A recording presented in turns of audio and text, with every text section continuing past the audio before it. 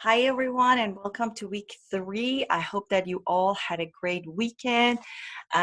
Before I talk about what's going on this week, let me just remind you that Tuesday is election day, so don't forget to vote if you are eligible and you can.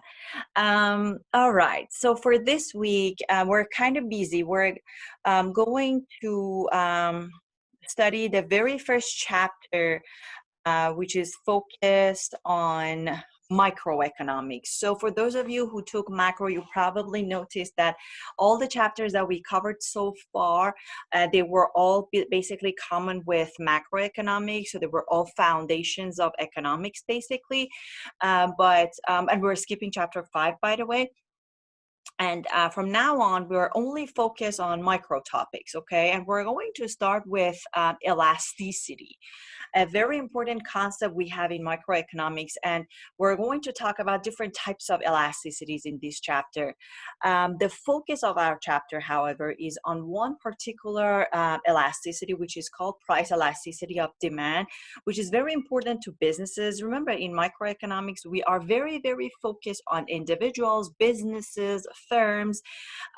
So we are basically looking at the business side of the economy, except chapter 7, which is focused on consumers and individuals. Okay, but the focus of our class will be mainly on businesses. Okay. And basically, this chapter is kind of related to chapter 3, where we talked about demand and supply. The price elasticity of demand basically measures how sensitive the consumers are to changes in price. So we talked about law of demand, for instance, in chapter 3. We talked about the inverse relationship between price and quantity demanded. In this chapter, we'll learn how we can measure the amount of change in quantity demanded when there is a change in price. We will also talk about other elasticities like price elasticity of supply, which measures the sensitiveness of the producers, okay? We will talk about income elasticity, which is again related to chapter 3. In chapter 3, we also talked about the determinants of demand. Definitely review that part if you do not recall. Income was one of the determinants of demand. The income elasticity, the income elasticity measures basically how sensitive the buyers are to changes in the income, okay? And we also have cross elasticity, which is again related to another determinant of demand we covered in chapter 3, price of related goods. If you remember, we talked about substitutes, complementary goods. So this elasticity is all about related products, okay? It measures basically how much consumers buy more or less of a product when there is a change in the price of the related good for that product. So let's say the price of coffee is changing. By cross elasticity, we can measure how much the demand for tea as a substitute is going to change. Pay attention to all the definitions.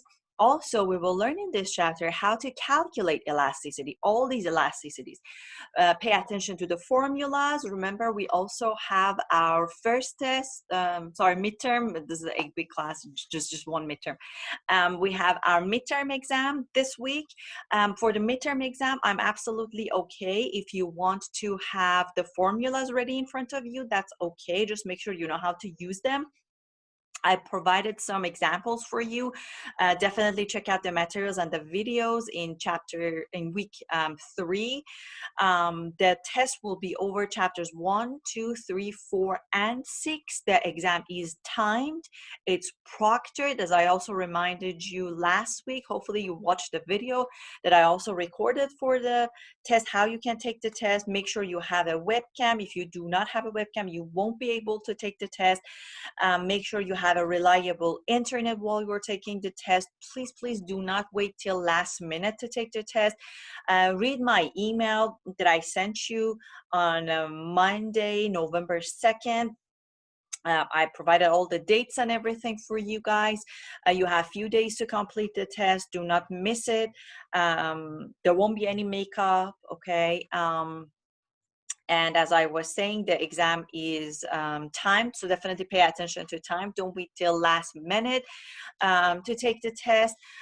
You have obviously assignments from chapter 6. We have discussion this week also on D12. So kind of we have a busy week. Okay, so for the test I would say review all the lecture notes, read the textbook. Remember that the lecture notes that I put on D12, they are basically kind of the summary version of the textbook, and you will definitely learn more from the textbook. Okay, have some practice with graphs that we had in chapter 3 and chapter 4.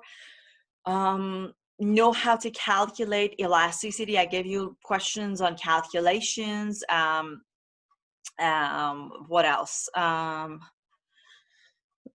Review assignments, homework basically on Connect. I put also practice questions for you in week 3 and a little handout to kind of go over important parts of each chapter, important definitions from each chapter. Definitely take a look at those, but I would say just review the notes and the textbook. Very, very important that you understand the concept, and definitely review the practice questions. All right, if you're taking the test and something comes up, do not email anything. Do not email me on my D12. Don't send any question on D12. It will take me a while to check D12, and honestly I check my D12 once or twice a day, sometimes just once a day.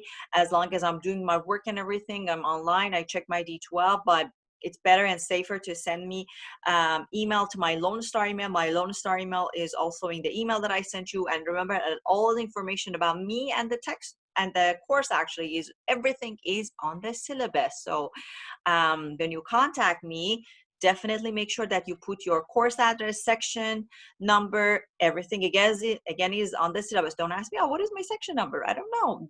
You know, it's on the syllabus. Okay. Good luck on the test. So again, if anything urgent comes up, hopefully it will go smoothly. Just let me know.